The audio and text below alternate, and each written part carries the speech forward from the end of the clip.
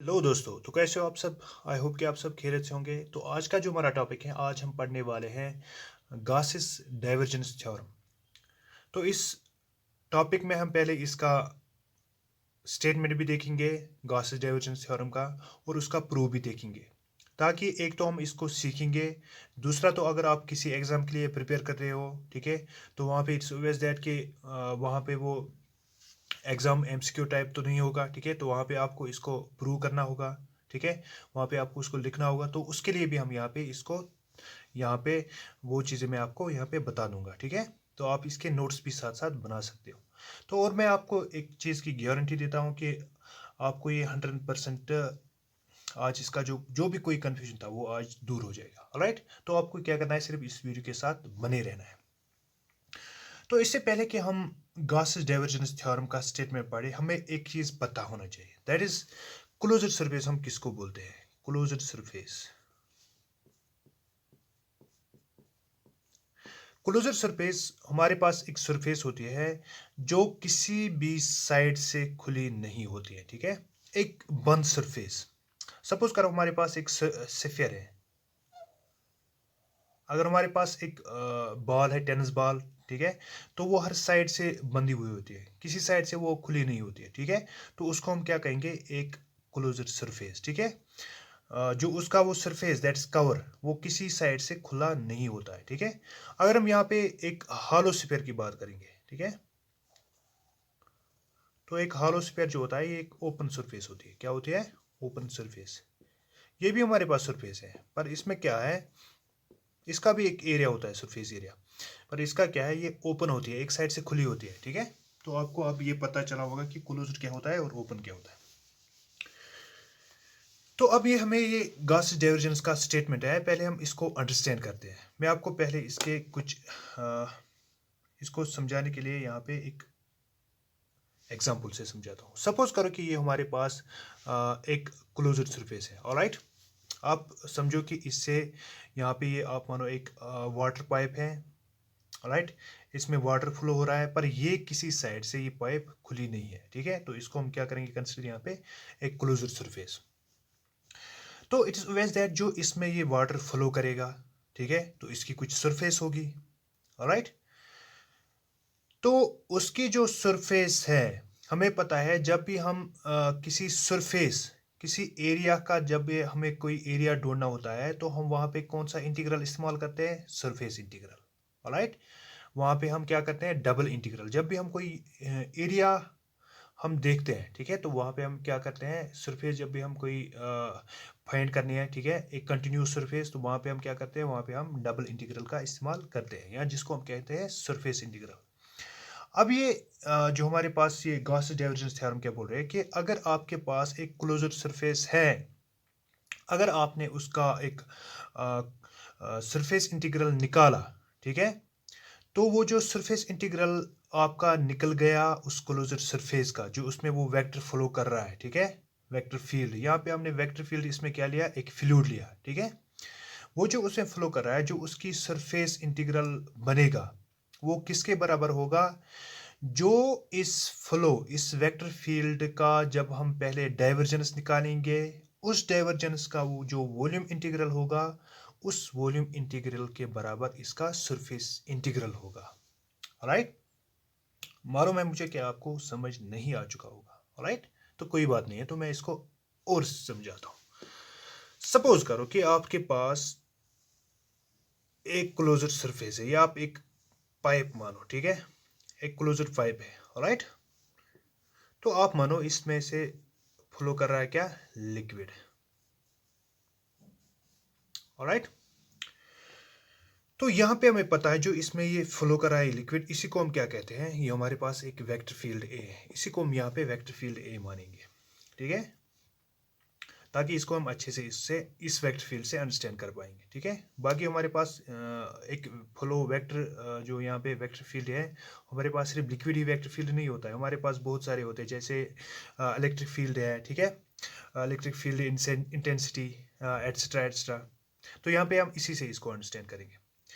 तो हमें पता है कि जो इसमें ये फ्लो होगा तो ये भी कुछ सरफेस कवर करेगा, ठीक है, जो यहाँ पे वेक्टर फील्ड ए जो हमारे पास इसमें जो वाटर फ्लो कर रहा है, तो ये किसके बराबर होगा? इसको हम ऐसे लिख सकते हैं, जो इसका सरफेस एरिया होगा, ठीक है, वो हम कैसे फाइंड करेंगे? दैट इज सरफेस इंटीग्रल उस सरफेस का, दैट इज वेक्टर ए का surface integral D S. Alright, तो हमें ये पता चला। अब ये क्या बोल रहा है कि ये किसके बराबर आएगा? ये आएगा किसके बराबर? जब हम इसी वेक्टर क्वांटिटी का डाइवर्जेंस निकालेंगे। हमें पता है कि डाइवर्जेंस किसके बराबर होती है, दैट इज डाइवर्जेंस हम किसको कहते हैं? जब हम एक डेल ऑपरेटर एक वेक्टर फील्ड पर ऑपरेट करेंगे, ठीक है, जैसे कि मैंने यहाँ पे लिखा, तो मैं इसको अच्छे से लिखूंगा यहाँ पे। जैसे हमारे पास डाइवर्जेंस किसको हम कहते हैं? जब एक डेल ऑपरेटर हम एक वेक्टर फील्ड पर ऑपरेट करते हैं तो उसको हम क्या कहते हैं? डाइवर्जेंस। तो यहाँ पे हम ऐसे करेंगे इसको, दैट इज जो हमारे पास डेल्टा ऑपरेटर होता है वो किसके बराबर होता है? Dough by dou x along I, dou by dou z, dou by dou y along j, dou by dou z along k. Alright, तो जब हम यही ऑपरेटर किस पर ऑपरेट करेंगे? एक वेक्टर फील्ड पर। हमारे पास वेक्टर फील्ड इस वक्त क्या है? एक फ्लूइड है, ठीक है, जिसका कंपोनेंट ए एक्स along x एक्सिस और ए वाई प्लस ए जेड। ऑलराइट, तो इसी को हम क्या कहते हैं? डाइवर्जेंस। अब मैं आपको अपनी बात समझाता हूं कि तो मैं कहना क्या चाहता था।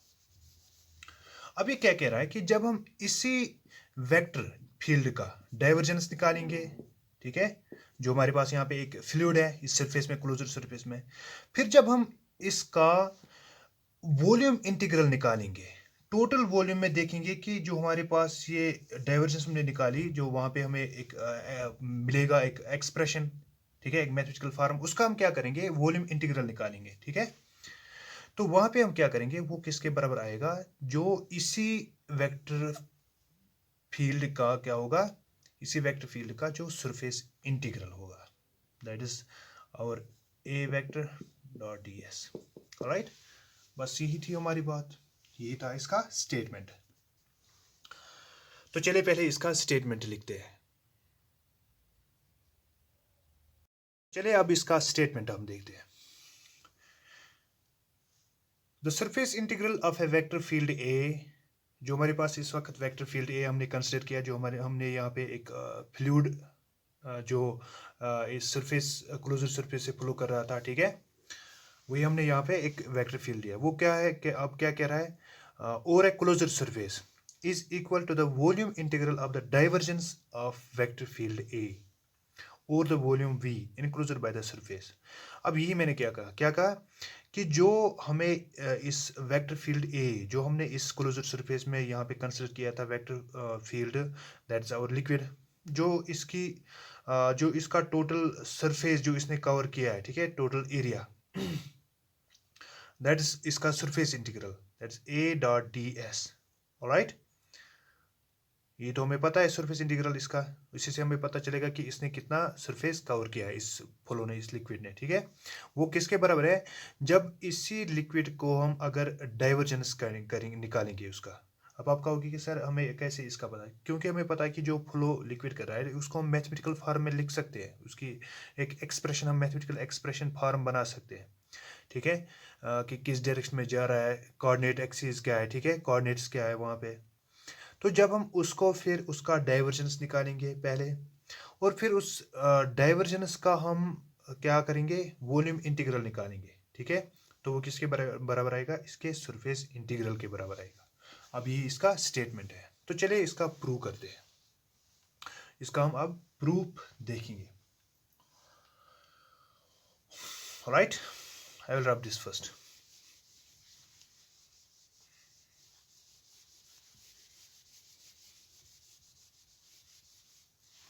ठीक है, तो इसका प्रूफ देखते हैं।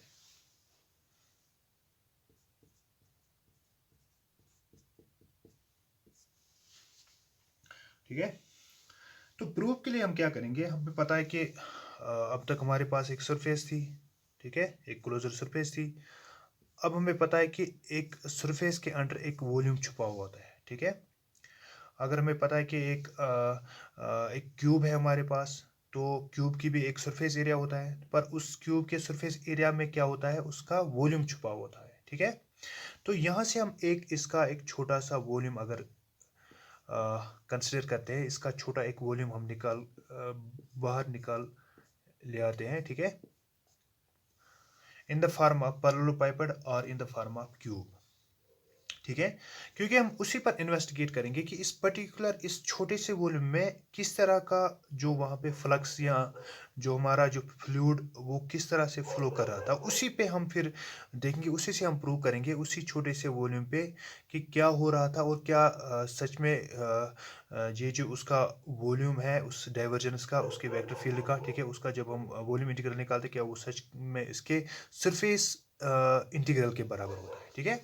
तो हमने अब क्या किया, इस बड़े से सरफेस इंटीग्रल का एक छोटा सा वॉल्यूम लेके आए, ठीक है।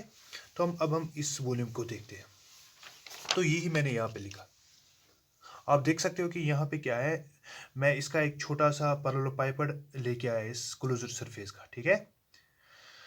अब हम यहाँ पे क्या करेंगे, हमें पता है कि इसकी एक्स एक्सिस जो इसका छोटा सा लेंगे थे, दैट इज डी एक्स, और वाई एक्सिस में डी वाई और जेड एक्सिस में डी जेड। जब हम यही चीज़ें जब हम सम अप करेंगे तो वही ये छोटा सा वॉल्यूम बनाती है, ठीक है। तो हम अब लिख सकते हैं, दैट इज, आप बने रहे तो मैं यहाँ पे लिखूंगा, तो मैं यहाँ पे लिखूंगा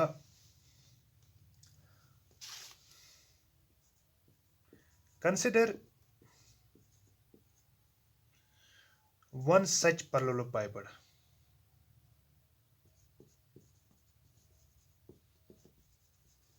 क्योंकि वहां पे बहुत सारे पैरेललोपाइपेड बन रहे हैं, ठीक है। तो मैंने उनमें से एक छोटा सा पैरेललोपाइपेड लिया है, ठीक है, जिस पर हम इन्वेस्टिगेट करेंगे। हैविंग वॉल्यूम dv, ठीक है, उसका वॉल्यूम क्या है dv, विथ इट साइड्स, जो मैंने आपसे वहां पे फिगर पे बताया था, with it sides that is dx, dy, dz along the three axes, जो इसमें थ्री एक्सिस इसके है, राइट। अब यहाँ पे आप देखिए इस फिगर पे, अभी क्या कह रहा है कि जो इस पॉइंट P1 से इसमें जो फ्लूइड एंटर करेगा इस छोटे से वॉल्यूम में, ठीक है, जो हमने वहां से कंसिडर किया था, ठीक है, तो उसको हम क्या कहेंगे, हमें पता है कि जो हमारे पास यहाँ पे वेक्टर जो हम यहाँ ले रहे हैं, vector field that is a, उसका छोटा सा कंपोनेंट जो इसका कंपोनेंट है, एक कंपोनेंट वो किस डायरेक्शन में जा रहा है, एक्स एक्सिस की डायरेक्शन में, ठीक है, वो पॉइंट P1 से एंटर करेगा और पॉइंट P2 से आउटफ्लो करेगा, ठीक है। तो जब वो इसमें एंटर करेगा तो हम वहाँ पे उसको नेगेटिव साइन से शो करते हैं, ठीक है, और जब वो इससे बाहर निकलेगा तो उसको हम पॉजिटिव साइन से शो करते हैं, ठीक है। तो यहाँ पे मैं अब वही लिखूंगा, अब मैं यहाँ पे लिखूंगा let A X comma A Y comma A Z be the components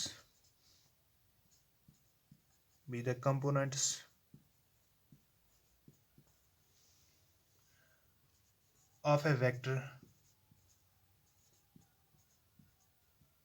field A,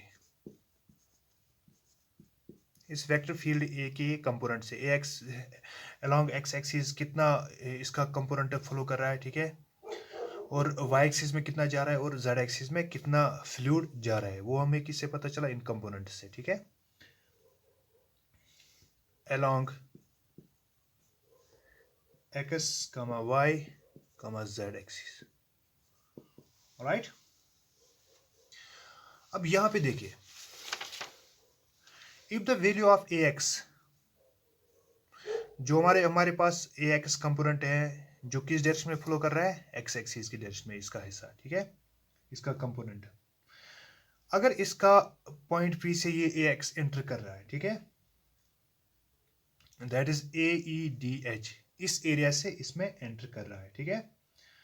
अब ये क्या बनेगा, that is a x point P1, ठीक है, दैट मीन्स ए एक्स किस पॉइंट से एंटर कर रहा है, इस फेज से एंटर कर रहा है, ठीक है। तो अगर मैं आपसे कहूँगा कि जो ये इसमें एंटर करेगा, अब कितना इसकी फ्लक्स या कितना इसमें फ्लूइड एंटर करेगा वो किस पे डिपेंड करेगा, इसके एरिया पर भी। दैट मीन्स एक्स एक्सिस मतलब कितना एरिया है इस फेस का, वो किस पे डिपेंड है। दैट मीन्स यहाँ पे इसका डी वाई भी हमें देखना है, फिर डी जेड भी देखना है। जितना इसका डी वाई और डी जेड यहाँ पे होगा, ठीक है, उतना ज़्यादा इस फेस का एरिया होगा। दैट मीन्स उतना ज़्यादा इसमें फ्लो एंटर करेगा, ठीक है। तो यहाँ पे हम लिख सकते हैं, तो यहाँ पे मैं लिखूंगा if the value of AX at P1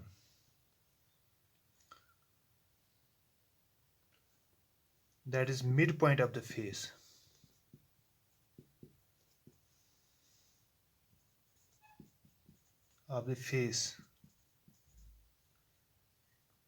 ADHE is AXP1।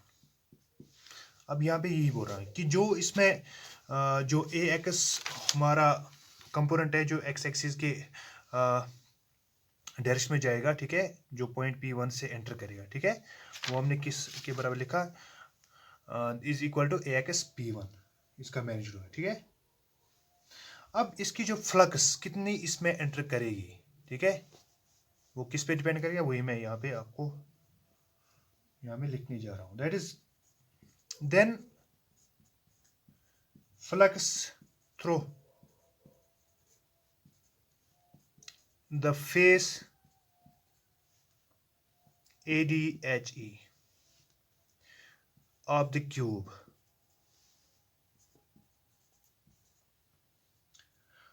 वो किसके बराबर होगी। अब यहाँ पे हम कह रहे हैं कि जो अब इस फेज से एंटर एक फ्लक्स करेगी, यहाँ पे हम फ्लक्स किसको मारे, जो फ्लूइड इसमें एंटर करेगा, वो किस पे डिपेंड करेगा, इस डी वाई और डी जेड पे भी, क्योंकि जितना डी वाई और डी जेड ज़्यादा होगा, दैट मीन्स उतना यहाँ पे इस फेज का एरिया ज़्यादा होगा, ठीक है। तो उतना इसमें से, इस वॉल्यूम में से, इस फेज में से ज़्यादा एंटर करेगा फ्लक्स या फ्लूइड, ठीक है। तो वही मैंने लिखा, then flux through the face ADHE of the cube is equal to, वो किसके बराबर बनेगा, that is minus AXP1, that is AX component along X axis, और डिपेंड किस पर करेगा, that is DY and DZ। तो दैट इज वाई कि हम इसको इस प्रोडक्ट में लिख रहे हैं। ये आपको ये इक्वेशन याद रखनी है, that is equation first. Alright, अब यहाँ पे जो यहाँ पे हमारे पास DY एंड DZ है, DY and DZ is area of the face. Area of the face. All right. Now let's proceed.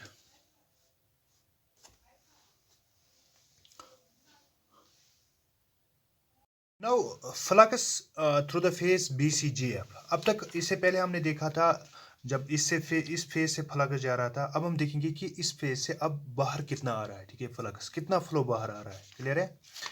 तो यहाँ पे देखिए आप, तो वही मैंने यहाँ पे लिखा, flux through the face BCGF, that's our face BCGF, right, that's equal to AXP2 DY DZ। ये भी किस पे डिपेंड करेगा कि जो कंपोनेंट है हमारे पास, that is AX at point P2 से जो बाहर जा रहा है, ठीक है। अब ये भी डिपेंड करेगा इस एरिया पर, दैट्स DZ एंड DY, क्योंकि जितना इस फेस का एरिया ज़्यादा होगा, ठीक है, उतना इससे ज़्यादा बाहर आएगा, राइट। तो वही मैंने यहाँ पे लिखा। Now if do AX divide by dough X is the change of AX with X, अगर हमारे पास do AX divide by dough X एक चेंज है AX विथ X, हमें पता है कि यहाँ से एंटर कर रहा है, क्या कर रहा है, एंटर हमारा AX कंपोनेंट इस फ्लूइड का, और यहाँ से वो जा रहा है, ठीक है। इट इज़ ऑब्वियस दैट कि इसके बीच में इसमें कुछ चेंज आ सकते हैं। दैट्स हमने देखा कि डाइवर्जेंस में हमने पढ़ा था कि जो हमारे पास फ्लूइड या फ्लक्स होते हैं, अगर वो एक पॉइंट से सपोज करो, ये हमारे पास यहाँ पे देखो आप, ये हमारे पास एक पैरेलल पाइपर था, इससे यहाँ से एंटर हो रहा था, यहाँ से एंटर हो रहा था इस फेज से, और इससे फेज से जा रहा था। अब इसके दरमियान में ऐसे भी हो सकता है कि कुछ फ्लक्स ऐसे आ रहे हैं, ठीक है, एक पॉइंट पे मीट कर रहे हैं और यहाँ से फिर इकट्ठे जा रहे हैं बाहर, ठीक है। तो दैट मीन्स कि इस फ्लक्स में अब चेंजेस आ रहे हैं, ठीक है, क्लियर है। अब वो चेंज भी हमें देखने हैं, तो उन चेंजेस को हम क्या करेंगे, वहाँ पे हम इसीलिए क्या लिख रहे हैं, that is if dx dou x divided by dou ax divided by dou x is the change of ax with x, क्योंकि हम x एक्सिस की डायरेक्शन की बात करें, that's why with respect to x। Then ax p2, जो ax p2 से जो पास करेगा, एक तो वहां पे हम देखेंगे कि ax p1 कितना था जो इसमें एंटर हुआ, और हम देखेंगे कि कुछ चेंजेस जो इसमें आई, कुछ एडिशन, जो चेंजेस जो मैंने यहाँ पे दिखा है, कुछ एडिशन फ्लक्स आएंगे, वो ऐड हो जाएंगे और एक साथ आउट हो जाएंगे, ठीक है। That is dou A X divide by dou X D X, right. तो आगे देखिए इसको, तो यहाँ पे मैंने लिखा flux through the face B C G F. अब जो फ्लक्स इस फेज से बी सी जी एफ से पास करेगा वो किसके बराबर होगा, that is a X P one, ठीक है।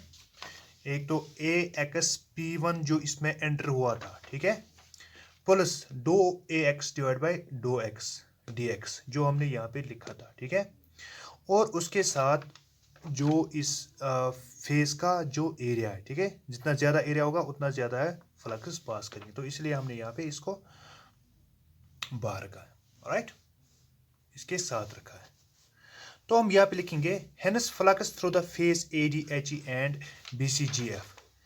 कितने फ्लक्सेस इससे पास हो रहे थे, किसे, ए डी एच ई और बी सी जी एफ से पास हो रहे थे, उनका टोटल हम देखेंगे, तो वो किसके बराबर लिखेंगे, वो लिखेंगे हम that is a X P one जो हमारे पास इसमें एंटर हो रहा था, और उसमें changes D Y by D Z जो हमने यहाँ पे ऊपर लिखा, माइनस करेंगे हम जो इसमें से एंटर हुआ था। यहाँ पे हमने क्या किया, एडिशन जो इसको ऐड हो रहे थे, ठीक है, यहाँ पे हमने इसको जितना इसमें एंटर हो रहा था, that is minus A X P one D Y D Z.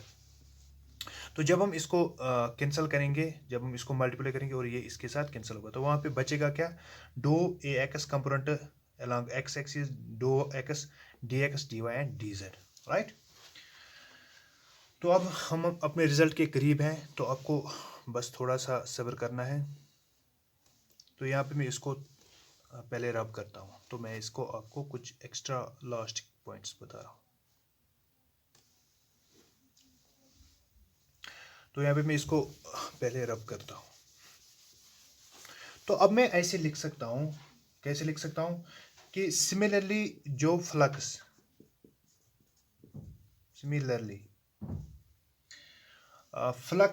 जो पास करेगी थ्रू फेस, यहाँ पे आप देखेंगे, अब जो फ्लक्स हमारे पास है, अब यहाँ से भी फ्लक्स आ सकती है और इस फेस से जा सकती है, ठीक है, इस फेस में एंटर हो जाएगी और इस फेस में जा सकती है, ठीक है। तो इससे हमें क्या पता चलेगा, हमारे पास कितने फेस होते हैं एक क्यूबॉइड के या इस पर पाइपट के, दैट इज 6 फेस, ठीक है। हम हर एक फेस का देखेंगे कि फ्लक्स आ रही है और कितनी जा रही है। उन फ्लक्स को अगर हम काउंट करेंगे तो हम इसका टोटल वॉल्यूम देखेंगे कि टोटल वॉल्यूम में कितने एक्चुअली हमारे पास फ्लक्स थे, तो उन फ्लक्स से हमें पता चलेगा इसका वॉल्यूम, ठीक है। तो यहाँ पे हम देखेंगे अब इस डायरेक्शन में, दैट इज जो हमारे पास फेस है डी एच सी जी या ए बी एफ ई और डी सी जी एच, ठीक है, इन फेस से एक से जाएगा और एक से आएगा। तो यहाँ पे मैं लिखूंगा similarly A D H E face A D H E and B C G F, sorry A, B, F, E and D, C, G, H, alright। तो हम किसके बराबर लिखेंगे, that is D, A, Y divided by D, Y, D, X, D, Y and D, Z, alright।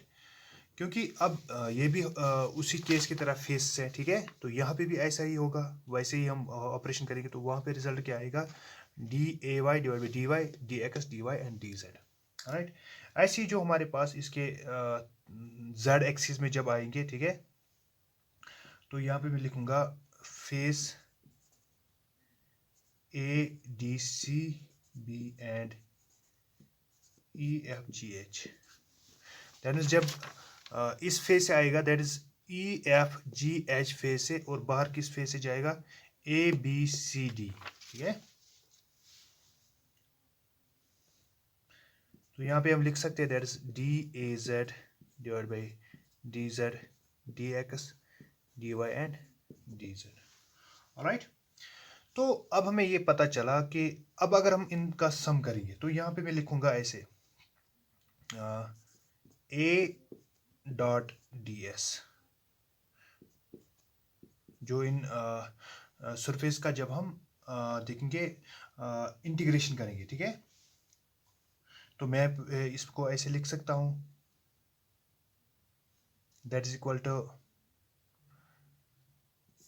Dough AX divide by dough X plus dou AY dou Y plus dou AZ divide by dou Z। ठीक है, तो यहाँ पे मैं इसका DX DY and DZ, that means अब हम इन सारे फेसेस को क्या करेंगे, ऐड करेंगे। क्या करेंगे, ये फेस ये फेस ये फेस, इस 6 फेस को सारे को ऐड करेंगे और देखेंगे इन पर कितने फ्लक्सेस वहाँ पे आ रहे थे और जा रहे थे। ठीक है, तो यहाँ पे इसलिए मैंने इनको अलग अलग से लिखा। तो यहाँ पे इनको हम कॉमन मैंने निकाला, जो मैंने यहाँ पे इक्वेशंस हमने निकाली थी, जो यहाँ पे हमारी ये इक्वेशन है, ये इक्वेशन है और इसकी पहली वाली। ठीक है, तो उनको मैंने यहाँ पे ऐड किया और वहाँ से फिर एक स्टेप मैंने यहाँ पे खाया, तो वहाँ पे मैंने क्या किया, उनको कॉमन निकाला DX DY एंड DZ, बाकी अंदर है यहाँ पे मैंने लिखा। तो इसको मैं ऐसे लिख सकता हूँ, कैसे लिख सकता हूँ, that is equal to delta operator on vector field ADV। अब आप कहोगे कि सर आपने कैसे किया इसको, तो यहाँ पे आप देखिए डो AX डो AY, हमें पता है जो डाइवर्जेंस हमारे पास होती है वो किसके बराबर होती है, that is dough by dough X plus dough by dough Y plus dough by dou Z। ठीक है, दैट इज K J और I along I। ठीक है, तो जब हम एक वेक्टर पर ही करते AX plus AY plus AZ, ये हमें पता है डाइवर्जेंस, तो इसके बदले हम इतना पार्ट तो लिख सकते हैं। ठीक है, क्योंकि जब हम इसको मल्टीप्लाई करेंगे यहाँ पे हमारे पास I J और K, तो ये हमारे पास इसके बराबर है, तो इसके बदले में इसको रिप्लेस कर सकता हूँ। ठीक है, तो दैट्स वाई कि मैंने इसके बदले यहाँ पे ये लिखा। ठीक है, तो अब थोड़ा बहुत है, तो यहाँ पे अब हम क्या करेंगे, अब हम इसको ये हम सिर्फ एक पैरेलल पाइपेट की बात कर रहे थे। अब हम जब इन सारे पैरेलल पाइपेट का जो टोटल करेंगे दैट इज उसके लिए हमें इंटीग्रेशन करनी होगी। ठीक है, तो वहाँ पे हम क्या करेंगे, इसका सरफेस इंटीग्रल निकालेंगे, दैट इज SA.DS। तो इट इज़ ऑलवेज दैट कि ये हमने एक वॉल्यूम लिया था, अब जब हम सारे वॉल्यूम्स लेंगे, ठीक है, तो वहाँ पे हम क्या करेंगे, वॉल्यूम इंटीग्रल इसका निकालेंगे। तो यहाँ पे मैं लिखूंगा that is volume integral of delta dot A dV। Alright, तो ये हमारे पास आ गई लास्ट में इसका प्रूफ। आई होप कि आपको समझ आ चुका होगा। ठीक है, तो अब हम इसका जो क्रक्स है, जो हमारे पास ये गॉस डाइवर्जेंस थ्योरम क्या होती है, ये हमें अगर किसी वक्त हमारे पास सरफेस इंटीग्रल मौजूद है तो हम वहाँ पे उस सरफेस इंटीग्रल को एक वॉल्यूम इंटीग्रल में चेंज कर सकते हैं। ठीक है, तो हम उसका पहले डाइवर्जेंस निकालेंगे, तो फिर हम उसको वॉल्यूम इंटीग्रल में चेंज कर सकते हैं। ठीक है, तो ये इसी के काम के लिए हमें ज़रूरत आता है। ठीक है, राइट, आई होप कि आपके समझ आ चुका होगा। Thank you so much.